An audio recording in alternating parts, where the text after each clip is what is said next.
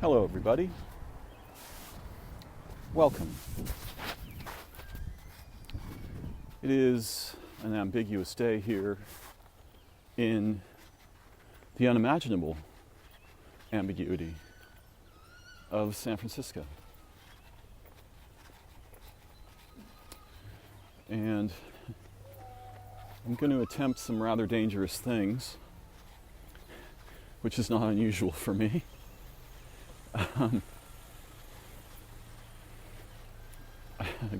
And, granting the possibility of just falling flat on my face, which is relatively uncommon, but does occasionally occur. I can be and disoriented, along with my insight life. I'm a being, an organism, an animal, a human animal. At least it appears that way from the perspective locally to my body.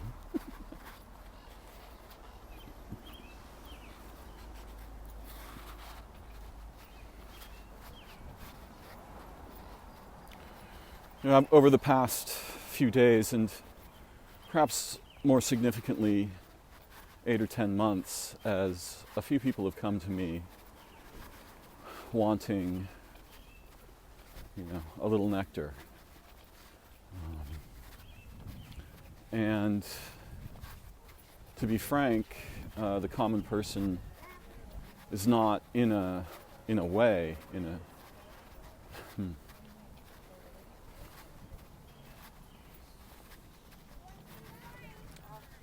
process where they can actually receive it. There's some relationship between really deeply desiring something and one's ability to receive it. And by receive, I sort of mean see with it and integrate it. And anything that threatens our existing ontologies or our habitual orbits is going to be even more difficult to take in a deep or deepening way. So I've been talking about this dandelion toy, which is something I've directly experienced. It's not something I dreamed up, quote unquote, although that wouldn't necessarily invalidate it. It's not something that I read somewhere. Rather, it's kind of it's a holophore or even a uniphore. It's a model of all models. It's a supermodel or a metamodel. And it's a toy. All of our knowledge systems are toys. We may take them very seriously. That doesn't change their status. We may believe they're not toys. Doesn't change their status. Knowledge, generally speaking, is a system of maps that are made from the desiccated remains of what originally was living insight. So this is the graveyard of cognition. Right? It's very compelling. Has a lot of gravity. Right? Those bones seem magical, especially if they're made of math or physics or something like this, and we can test or, quote, prove them through mechanical constructs. Right?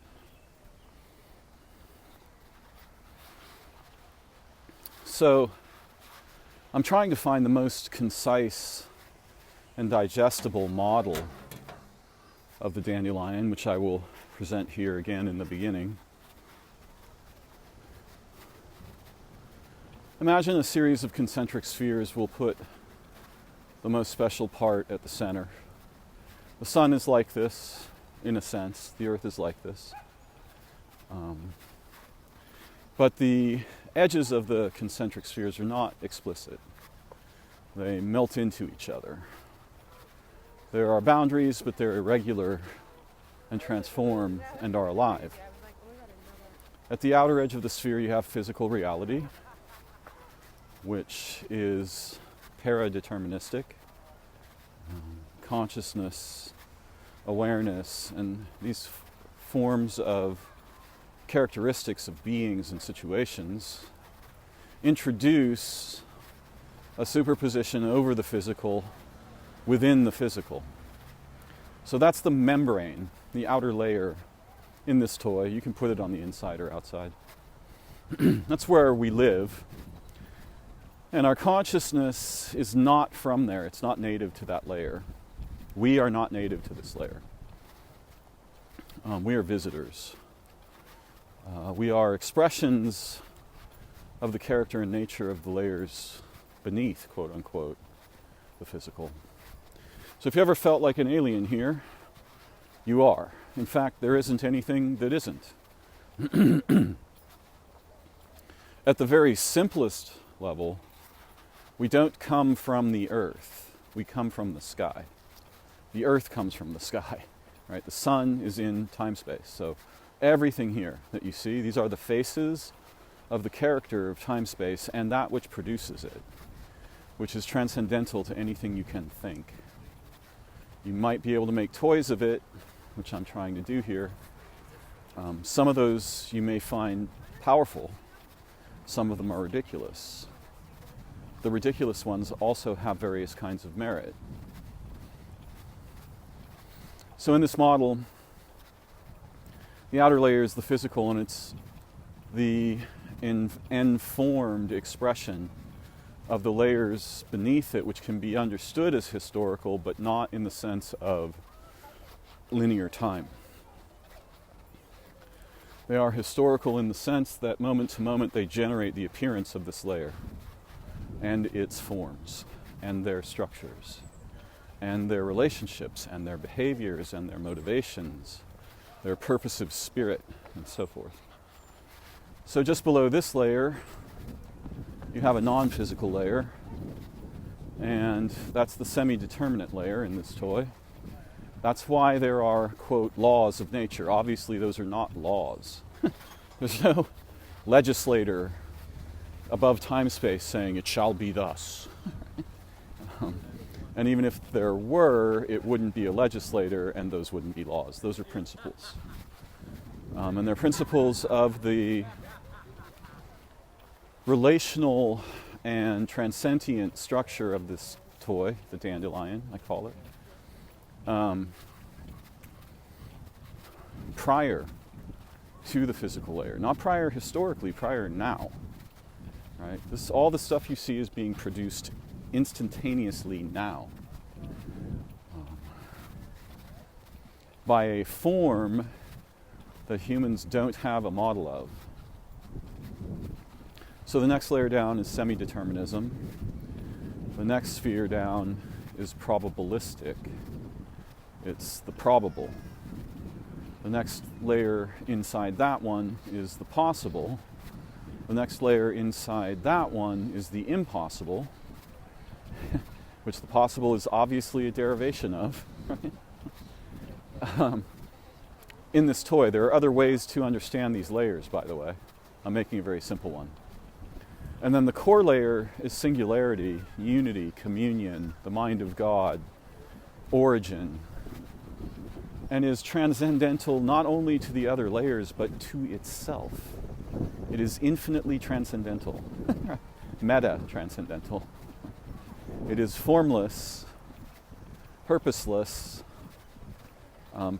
without perspectivity. All of those things are features that derive from it, its natures.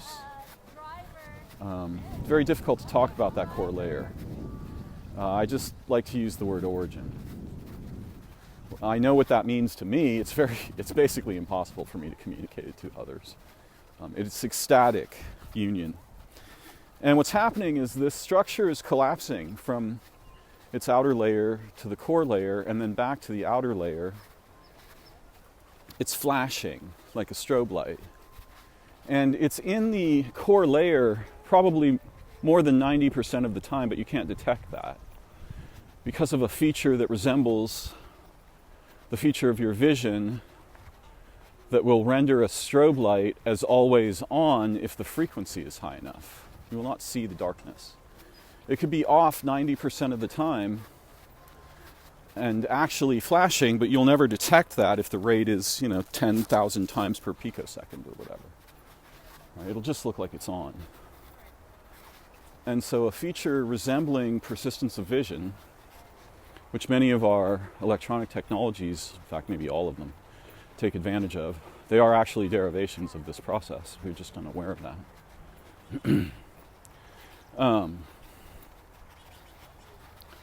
So this sphere is mostly collapsing and expanding. And most of the time it's simply in unity, singularity, transcendental, instantaneity.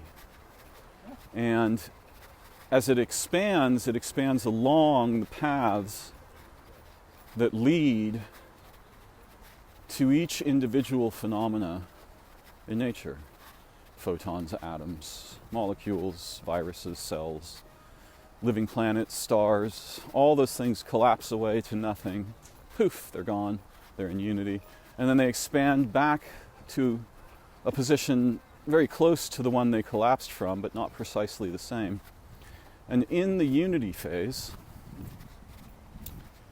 all the unique experiences of the apparently distinct features and beings and situations at the physical layer are shared, right? And then some of that shared information is dragged back during the expansion phase across the historical trees of relationships into you, me, our minds. Mostly we're unaware of this, though there are ways to become aware of it. And anything that loosens the grip of the left hemispheric-like aspect of awareness tends to introduce features of this situation, but not the model itself. Now again, this is a toy. And I've been discussing this over the past few days, but last night, actually the night before last, when it occurred to me for the first time that light isn't moving. The appearance of its movement is the result of the collapse and expansion of the dandelion. And light is, in a sense, the angel of that process, right? It is the spirit of the collapse and expansion that supervenes over these processes. I agree, it's not fair. What do we mean when we say it's not fair? What we mean is this violates the spirit and nature of the dandelion. It's not supposed to be this way. And the supposed to comes from the character, verity, the virtue, the true transcendental virtue of the dandelion's origins, natures, participants, and so forth. Now, there are intelligences that live in the other layers, and actually those are your intelligence. There is nothing separate from this. There are no separate things. That's an illusion that obtains primarily at the edge of consciousness within the physical for humans. Unlikely this obtains in the same way for other beings, though features of it do.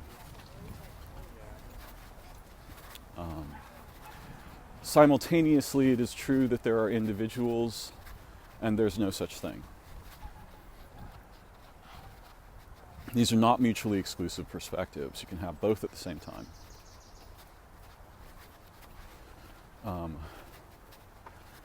The felt sense of being separate and an individual is mostly a result of the misfunction of your awareness and thought.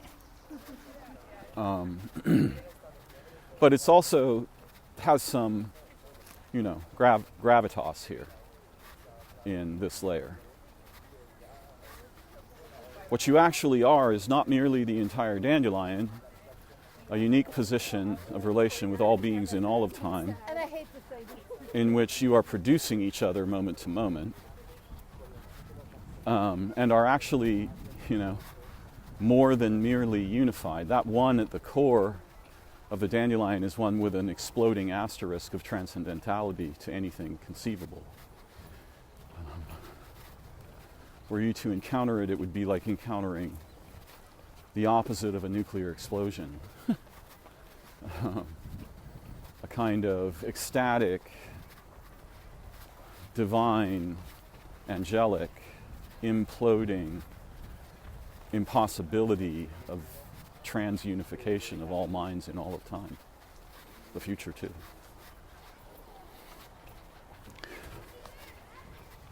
Time is actually a function of the rate at which the dandelion expands and collapses. And that rate is different. It is both the same and different for each apparent distinct organism or being or situation.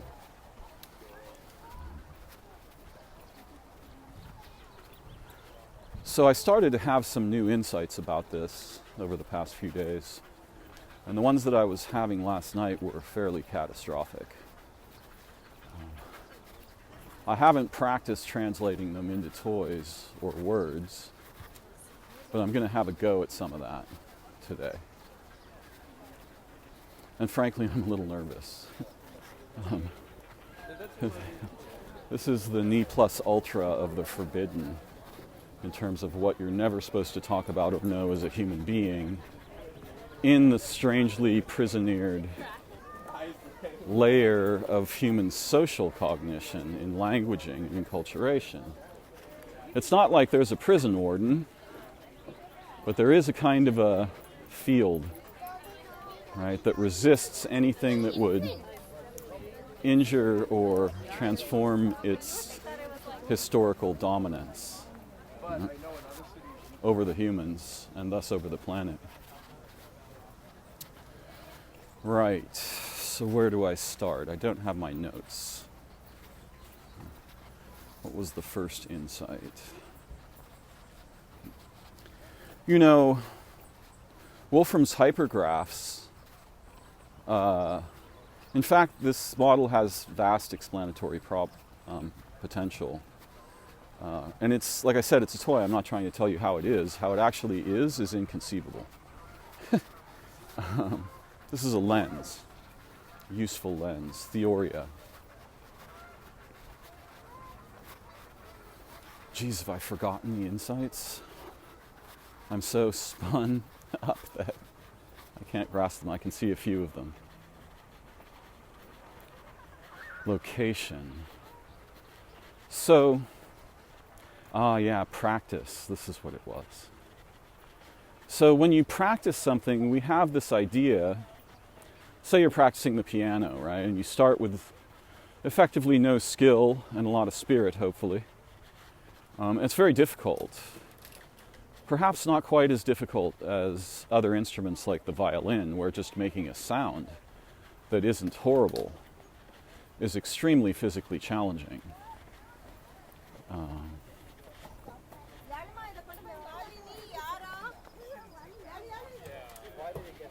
So what practicing is doing is it's in structuring the memory in the dandelion, right?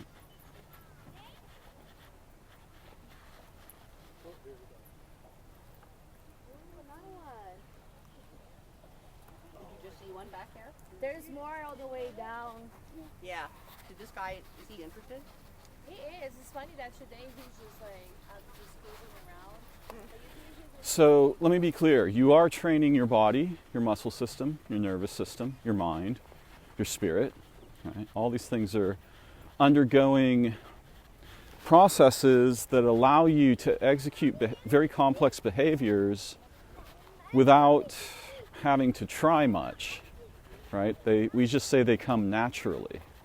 And it's true that in the physical layer you're actually training the transceivers, right? Your body, mind, spirit, history, future, all of this.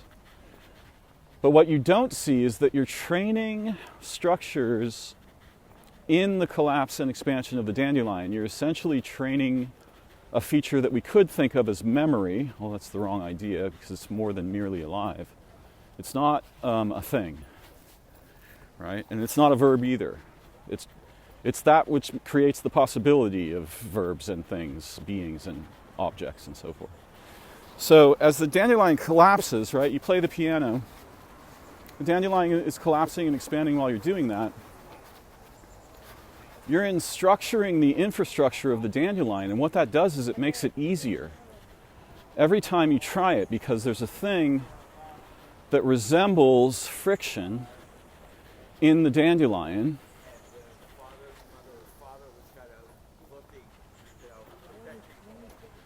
which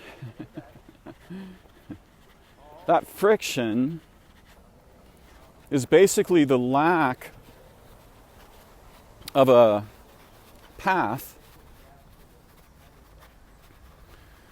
over the interval from the collapse to your position at the edge of the manifold, right? The lack of a similar structure in there is part of what makes it difficult to do things that are new for you, because you are a standing historical and futurial, both, right? Both of these things are feeding into you, the future and the past. And you're transforming both of them yourself, too, along with all other beings. So yeah, when you practice something, what you're doing is you're creating structure, or semi-structure would be a better way of putting it, quasi-structure, I don't know, parastructure, in the infrastructure, the registers beneath physical expression. And so each time you practice the piano, there's more of that structure there, and it becomes easier and easier to learn and grow and proceed. Now, there are things that can interfere with that easiness, and one of the most powerful of them is your thinking and your expectations. Those two things can either lubricate the process or clog it up. When something reduces my inhibitions, my ability to compose on the piano skyrockets. When I feel nervous and like I better get this right, that ability plummets. But the thing I want you to understand is that repetition of anything, any behavior or activity, and also the repetition of the not doing of certain things, right? There are certain things you can do which structure the other registers for decoherence. And around here, one of the most lethal of those is obliterate the other organisms in the anciently conserved ecologies. Because what those organisms are doing is tending the structure of the registers beneath physical reality. They're not aware of this. When bees make hives, that's what they're up to. Right? They're actually showing you the nature of the dandelion and the relationships of beings with it, and we call them bees. That's hilarious. In fact, the beings that dwell in the other registers, they tend very reverently, with adoration and transcendental intelligence, they tend to the structure of the registers to ensure they don't decohere. The organisms are a form of truth that totally transcends anything in logic, language, math, whatever. They are living truth, and what they are doing in their relationships and activities is not competition. You can turn the angle of your concern so that you can see what appears to you as competition. No, they eat each other, and only the strong survive, and it's all about reproductive blah blah blah. Yeah, bullshit. What's going on has nearly nothing to do with that. They are acting as a unity to tend the layered manifolds of the registers of the dandelion to maintain the Earth's ability to continue and enhance that process. And as humans tear that down and establish machines, they're wrecking the infrastructure of the dandelion for all beings in all of time. Some other beings have to take up that damage and work with it directly.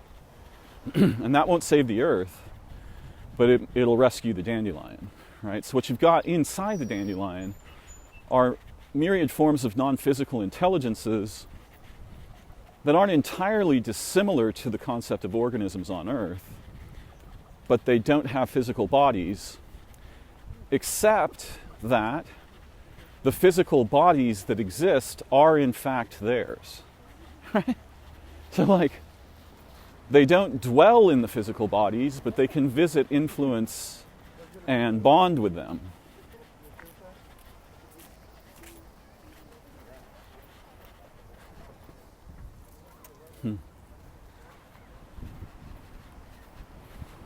The spirit of the dandelion produces the organisms which do the same things in the physical layer that the beings that tend the registers within the dandelions are doing. And when you practice something, whatever that may be, I took piano because it's sort of an easy example. What you're up to is you are structuring the registers beneath you, semi-determinism, probability, possibility, impossibility. And you can see that when somebody's truly brilliant at playing an instrument, you know, we could say, that person's channeling the impossible. You're not supposed to be able to do that. What are they doing? Right? Actually, it's the other way around. Everything is impossible. And what life is doing is importing impossibility through those registers into the physical layer by structuring the historical collapse and expansion of the dandelion local to groups of organisms, right? Species, raccoons, octopi, whales, bees, humans. There's a cohort memory. You know, where's Stowe Lake? You're at it. Where's Blue Heron Lake? You're at it. See the problem with language? I've been to Stowe Lake before, but I saw a sign that said Blue Heron. I thought they did a switch, or I hadn't been to this part. Yeah, they renamed it. Oh, how long ago did they do that? Because the sign didn't about look, 8 months. Really, because the sign just looked like the same old sign, but it's, Right. I mean, like a same old sign that had been there a while, a Right. little slightly weathered. Yeah, So wow, that's really yeah. something. I guess One place, two names. Yeah, interesting, interesting. Well, thank you for that, man. My pleasure. The mystery is solved. Yeah, some of these trees have blue heron nests in them. Oh yeah. And there's babies in the nests. Yeah, like we there's don't want to disturb them either. No, I no, don't mind but in a picture. not But- these ones here, but the ones that are like out on the islands. Oh. There's a nest in that tree there. If you look in the front, see the highest part? Okay, wait a minute. Which tree are we looking at? Okay, We're looking the at tall tree above the green ones big- on the that one- island. That one. Yeah, Okay. that pine. Okay, how far up? How far up? is Go it? almost to the top. You see where the highest part of that tree is? It's Yeah. green. Yeah. Come down and to the left a little bit, you'll see a gray thing. That gray thing is a heron nest. There's babies in there. Okay. Yeah. Yeah, because I could bring my Nikon over here. Sure, zoom in on sure. it. Yeah, get yeah. get some good pictures. Yeah. Yeah. But you might Interesting. see the adults and feeding the babies. There's another tree over by the But boathouse. they're all high up like that. Yeah, There's yeah. nothing Lower because No, they don't. They mostly nest on the island trees for obvious reasons, right? Yeah, but I'm Protect just the thinking babies. since they feel safe, I would think that they, might. But you're just telling me they're all high up. So that's Yeah, okay, yeah. Great. Thank you so much. My sir. pleasure. Appreciate that. Yeah. This is the problem with language. Where is Stowe Lake? It's here. Okay, where's Blue Heron Lake? It's here. He thinks there's somewhere else to be because there's two different names. Right? Naturally, right? This is the way the left hemisphere works. All right, so the practice thing, all of the organisms are practicing being those organisms. And fundamentally, cells and bacteria can be understood as the foundations, although viruses are also involved, because their populations are unimaginably vast. So the moment-to-moment effect of their behavior creates coherent structure in the collapse and expansion but particularly local to this place, because it's weird. Locality doesn't exist, and it's also the most important thing, right? You are a peculiar, unique localization of the dandelion. So are all beings, all things, all thoughts, everything. There's nothing that isn't. This isn't a theory of everything. This is a toy of where you get theories from. So practicing anything structures the registers as they collapse and expand unimaginable times per unimaginable fractions of a second. And you can't tell that the iron rod isn't there, right? In the physical layer, what you have are different densities and modes of expression of the qualities of the dandelion. And an iron rod is largely artificial. I mean, you might find an iron asteroid, right? There's iron. But you won't find an iron rod unless someone made it. Now, humans have a unique role in this, but I'm not intending to get there. The thing I want to cover that I almost overlooked is that resisting certain behaviors creates, reduces decoherence in the tree structure that leads to a specific being or group of beings. So there's behaviors you can engage in which essentially violate the spirit and purposive character of the dandelion and its origin. And those cause decoherence that has to be resolved somewhere, right? Some beings have to take that on and fix it, so to speak. And so, for example, continually failing to do heroin creates a possibility space in how you instructure what leads to and from you into the dandelion. Not killing other beings, right? All of the sort of the Ten Commandments are kind of ridiculous that you'd have to write those in stone, but you know, the spirit of virtue is transcendentally alive in the dandelion, but out here at the physical layer, farthest from the core of unity, in one sense, we can defect. Now, all beings have some degree of capacity for defection from the virtuous and, adoring tending of the dandelion, but humans have a vast degree of liberty. And the more decoherent their societies are, the more damage they offload into the environment and thus the dandelion. So we're actually fucking up something that is transcendental and related to all beings in all of time. We're not just screwing ourselves as a species. We're wrecking time-space locally, the character of time-space locally. And the primary feature and symptom of that is machines. Machines are dead time. They destructure the dandelion. They evict novelty, and they kill to exist. And there's no benefit to beings, right? More life for some being, that's not a benefit for the dandelion. Survival of individual beings has nothing to do with the goal of the dandelion. Survival of the worlds on which they can arise has a lot to do with the dandelion. Because those worlds coherently repair and instructure the dandelion merely by having organisms, which are inherently virtuous. So yeah, this practice effect, right?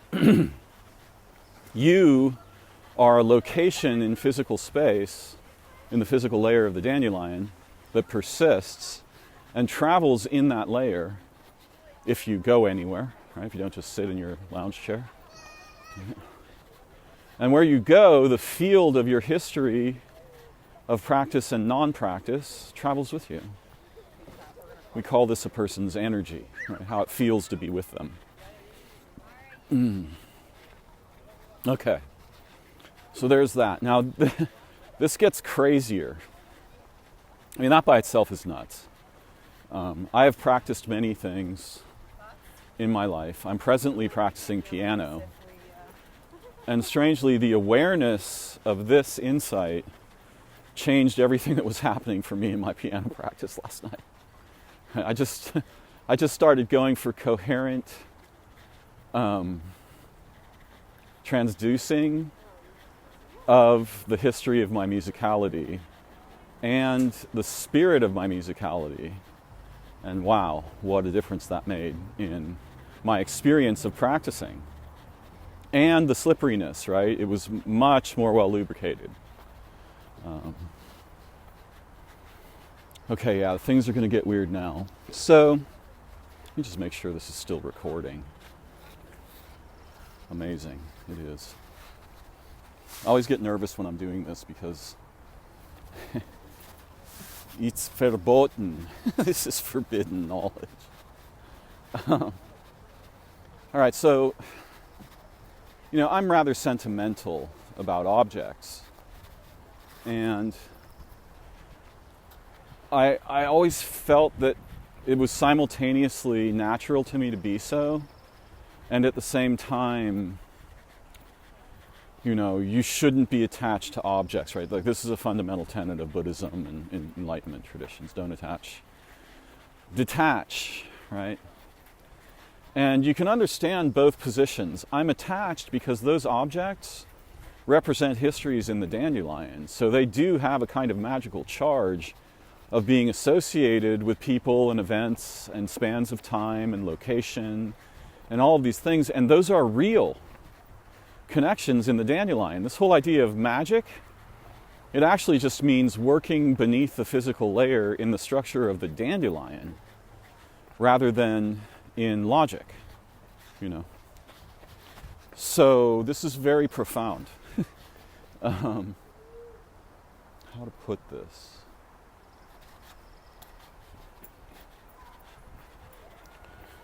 Okay, where am I going here?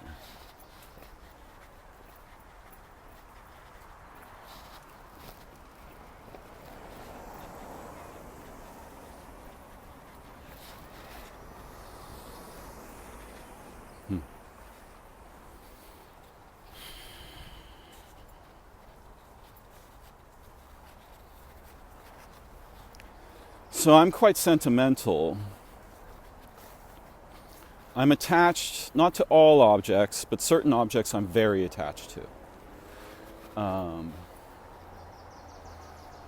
And they are deeply associated, one could say in psychological terms, I am identified with these objects. Yeah?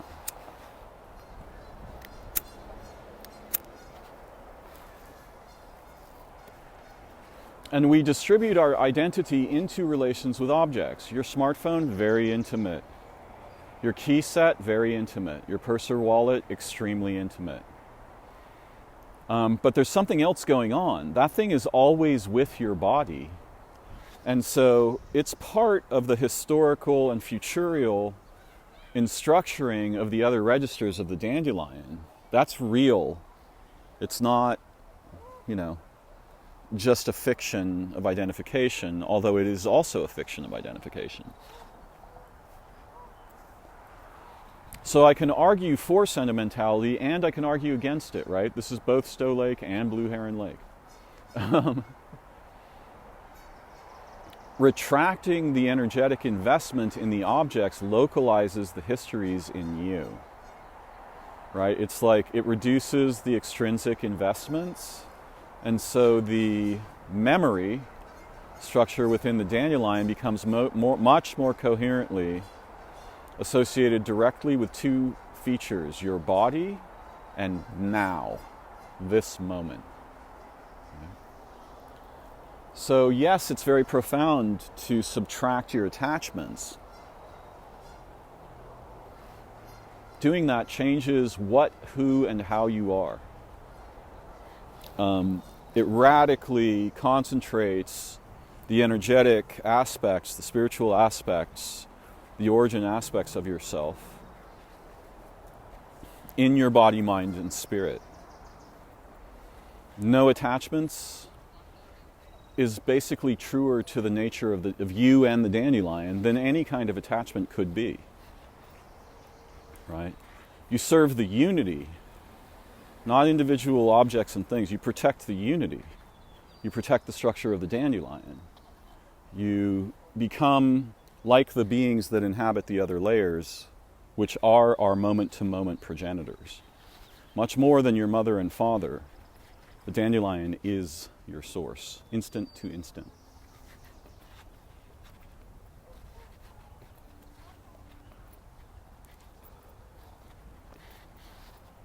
You know, you can't have it both ways. No, you can have it 7 ways, and you will, and more. Those 7 ways will synergize and give you 9 new ones, and so forth. That's the nature of the dandelion. We are importing impossibility into the physical layer.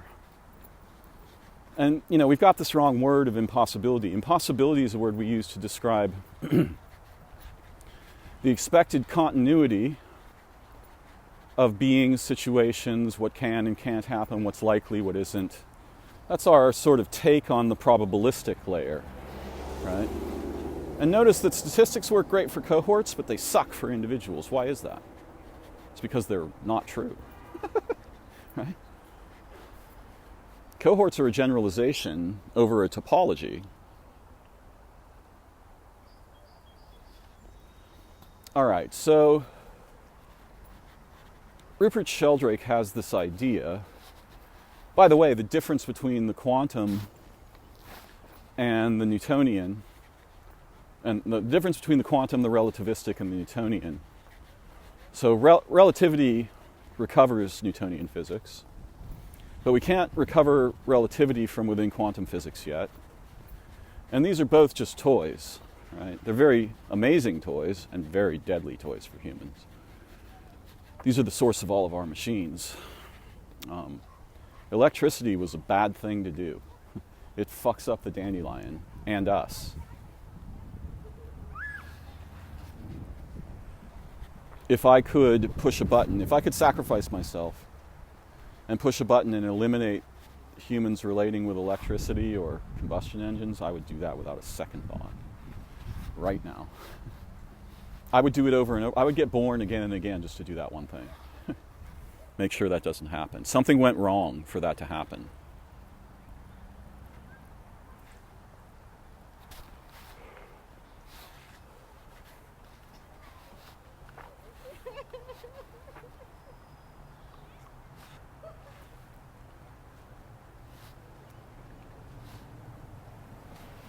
Give me a second.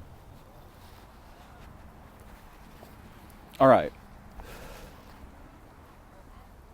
These physical forces, electricity and gravity and mass and light and time is the weirdest thing. It's not there, but it's, you know, trenchant upon the physical layer. It really, at layers just below ours, there isn't any. Or rather, what it means is very different. It's nonlinear. It's recursively self-instructuring. It spirals. It does things that you can't make a visual metaphor for. Electricity is the result of damaging the dandelion. Right? And so are combustion engines. Again, anything that offloads entropy into this environment fucks up the dandelion. And our histories and futures and all beings. Right?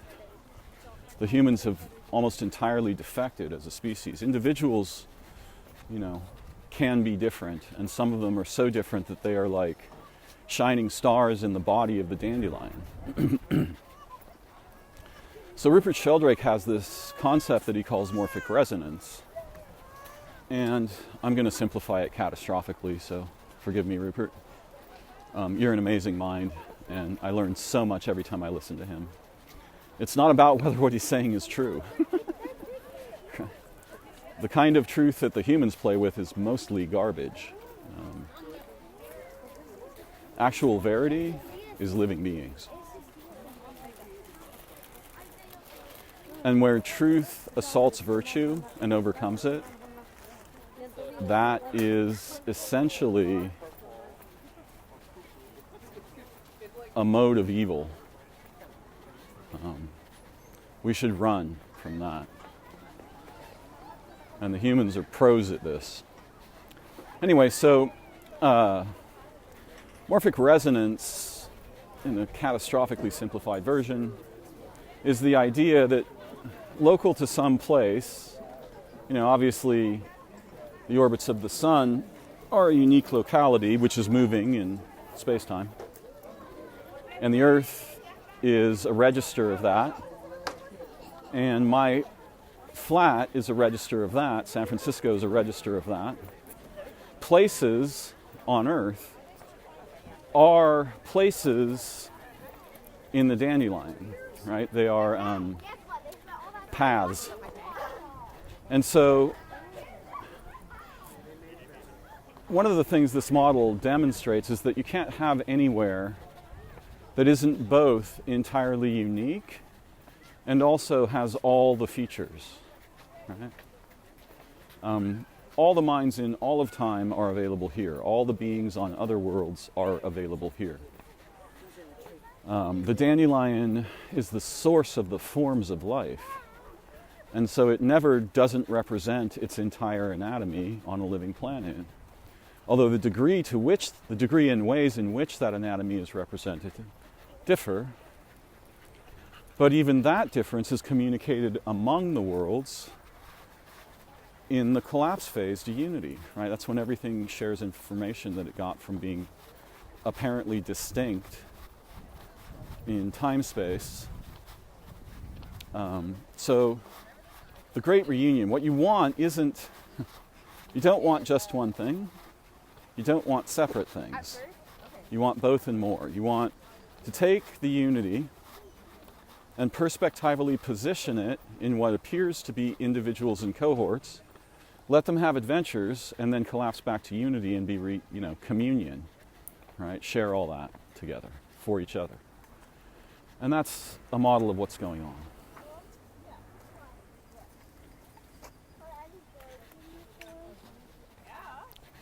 So morphic resonance is the idea that, for example, in a given lab, it's really hard to form a new crystal. And, new on Earth is one idea. New in that lab is a second branch of the dandelion. But once you form that new crystal, it's easier the next time. And he's got evidence for this, right? And what I'm arguing is that's exactly what would happen if the dandelion toy is something like what's going on. Because the appearance of the first crystal has to fight the friction in the historical futurial tree structure within the dandelion's registers. It has to fight the friction of that particular kind of structure not being there yet in this layer, right? It's there in the layers of possibility, and it's a child of the layer of impossibility, right? But it's not there here.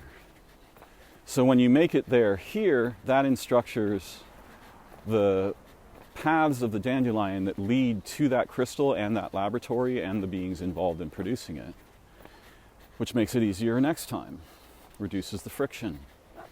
There's now infrastructure for that. So this is a way of understanding what Sheldrake is talking about when he's talking about morphic resonance. Now, unique places on the Earth have unique character in the dandelion that's conserved historically and futurially in different ways. And so, when humans It did feel like an overly compensating. use a location for a specific purpose, that instructures the threads, the branches, the tree-like structures, actually they're more like neurons, that lead to that place from within the dandelion to physical layer, right? So a slaughterhouse, you do not want to get near that.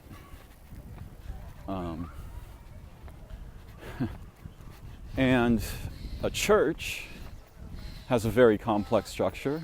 A factory, a different one. Don't want to be near that either. The regularization, the normalization of machine activity is lethal to the dandelion and human beings, all beings.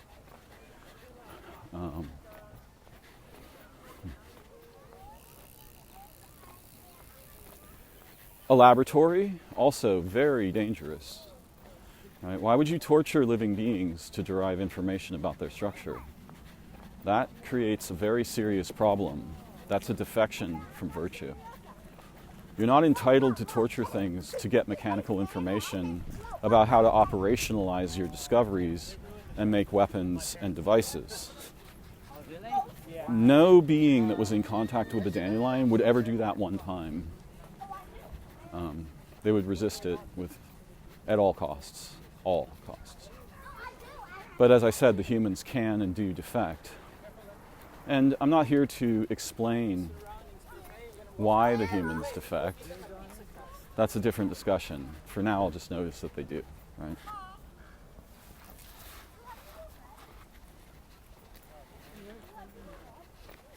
So the practicing that instructures the other registers happens in locations, and this is why untouched living places are straight up magic, because they are living virtue. They're the living embodiments of virtue.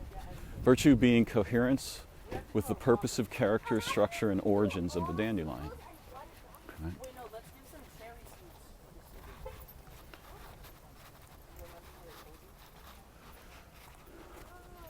You know, think about the difference. Do you want to go live at a gas station? Do you want to go live at a stream in the mountains in the Netherlands? Right?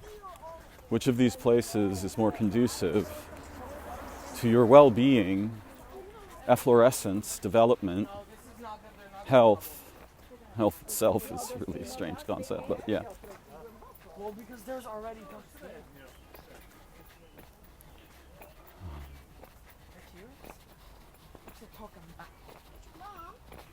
You know, it turns out that hospitals are extremely bad places. Nobody wants to go there. Every person, I've been with people while they're dying, and their one wish is take me out of here. And I explain to them, but if I do that, you'll die. They're like, I just want to not die here.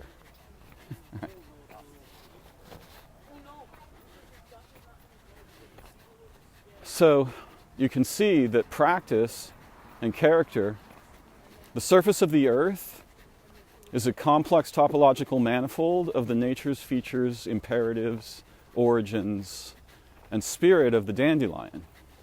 Everything you see at the physical layer is both mostly not here and, from another perspective, the most important feature of everything.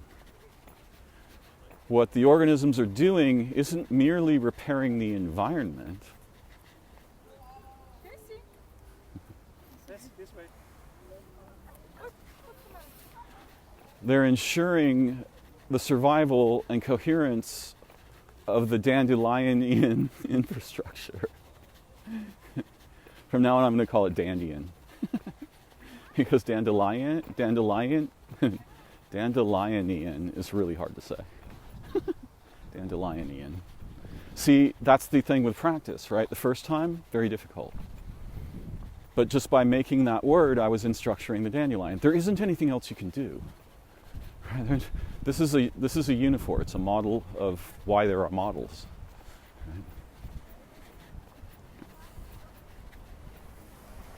So there's something to Sheldrake's idea, even though people will call him a pseudoscientist, using that as a slur, which is hilarious because it's the scientists that are the actual fucking problem. They give humans intelligence with which they can destroy everything, including themselves. And that's mostly what they do with that stuff. You can argue, oh, medicine saves lives. Yeah, it's not important to save lives. You need to save the planet and the environment, right?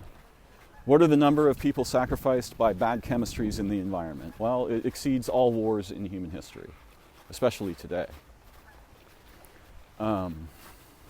There's another feature of the dandelion which has to do with incarnation. You think like you had past lives, and that's not what's going on.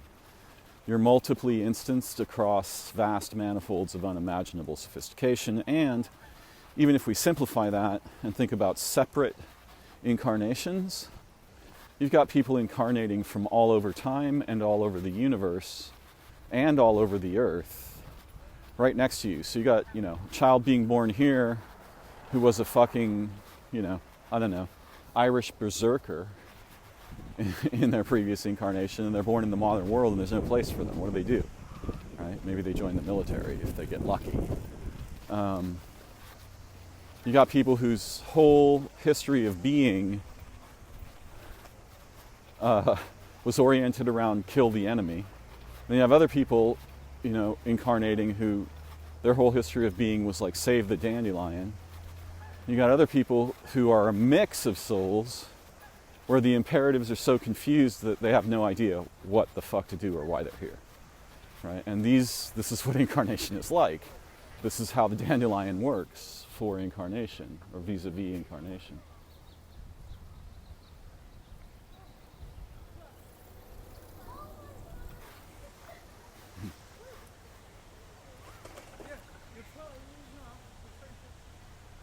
Okay, let's see here. So sheldrake, sentimentality, place, time. Right, all of time is in the dandelion, and this is where we come from. And that thing is so strange that time-space is mundane compared to it, like nebula and black holes and stuff. Those are just expressions of the character of they're not just, but those are expressions of the character of the dandelion. The dandelion is infinitely weirder than those expressions. If you take the weirdness of all life forms on Earth at every scale, you're seeing a sort of Valentine's card from the dandelion. Like, I love you. You are me. We are family. When you see a human family, what you're looking at is lineages of incarnations that hitchhike on each other and arrive together in the incarnation space and care for one another intimately to the degree they're able, given the catastrophic decoherence of human society and so forth. But they're trying, in their way. So yeah, family, near neighbors matter in the dandelion a lot, right? And the bond between organisms here, their bond within the dandelion is transcendental. This is what love is about.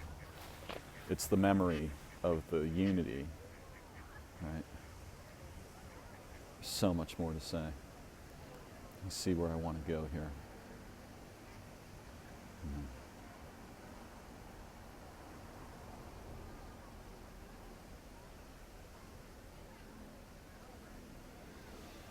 I just need to bathe in the reflection of the light on this water for a minute.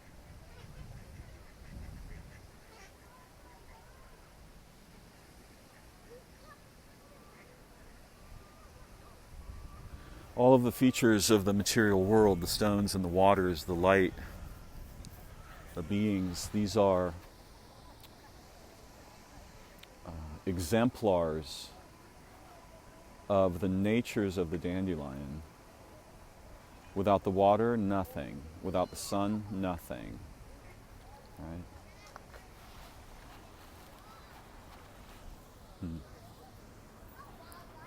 I'm going to pause and reorganize my thread memory, and I'll return shortly with luck. Enlightenment traditions, Satori and the false enlightenment, moksha, and oh no, that's not moksha. What is that? Makyo. Moksha is, I think, in Hinduism, the attainment of the mind of God. These are examples of human practice traditions, devotion traditions, that are true.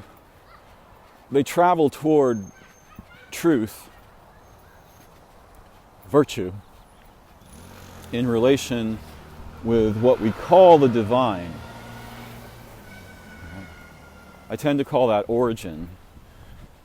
Origin is not an abstract thing for me. It is profoundly emotional. Right? It's the source of ecstatic adoration and transcendental love and profound poison-killing intimacy and all of these things. It's not an abstraction in my mind. So the Enlightenment traditions basically create humans who are capable of doing, like protecting the structure of the dandelion, both in the physical layer and in the dandelion itself. And those beings are like stars, or I don't even know what to call them, wombs. They're like radio stations, not like a machine. They're distributing unity over the topology of situations, right? In a way like a lighthouse distributes light, or the sun distributes light, right? They're like stars in the dandelion. And you can become a star in the physical layer. That doesn't mean to be Brad Pitt or Nicole Kidman. That's a that's a distribution in language. I can't find the words I want here. That's a specific way of using language which is deceptive, but also natural, right? Humans metafy features of the dandelion, even in their machines, yeah, and in their languages.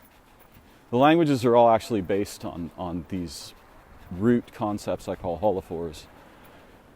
And there are also uniphores, which are universal concepts that without which you can't have concepts. Right? You have to have containers, in a sense, or field spaces or topologies from which you can derive other seemingly distinct elements. But yeah, the Enlightenment traditions, what they're doing really is they're creating a sort of jailbreak system for representational cognition, identification with the separate self, right, to grant you a direct experience, not of the dandelion, as the dandelion. That's what enlightenment can be understood to mean in this toy. Now there's a lot more to share, and I'll be coming back, hopefully, if I'm lucky, if I haven't violated the Prime Directive.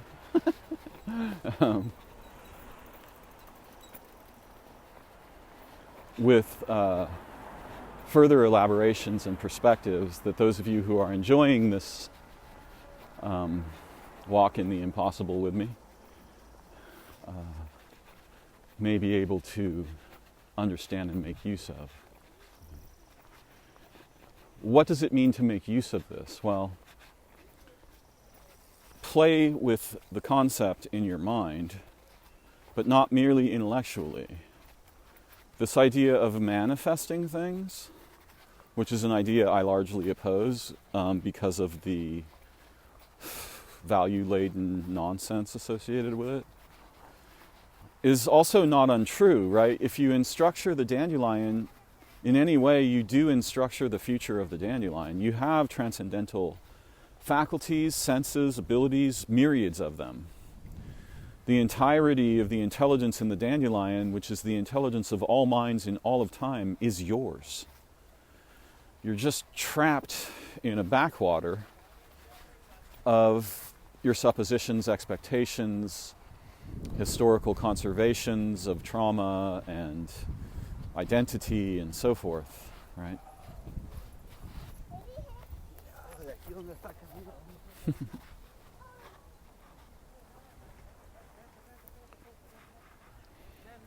All of time-space is right here.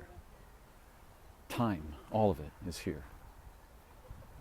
Nothing is far from you. There's no such thing as distance. It's a artifact that arises from a perspective that is as compelling as it is false. You never don't use the dandelion. It's just that mostly you don't use it consciously. And even that's not really a problem.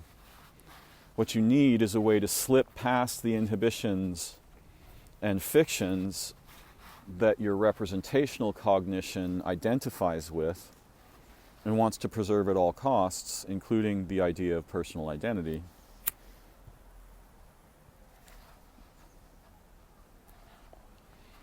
So that you begin to sense the broader landscape, topology of your actual nature, origin, family, spirit, virtue. Yeah.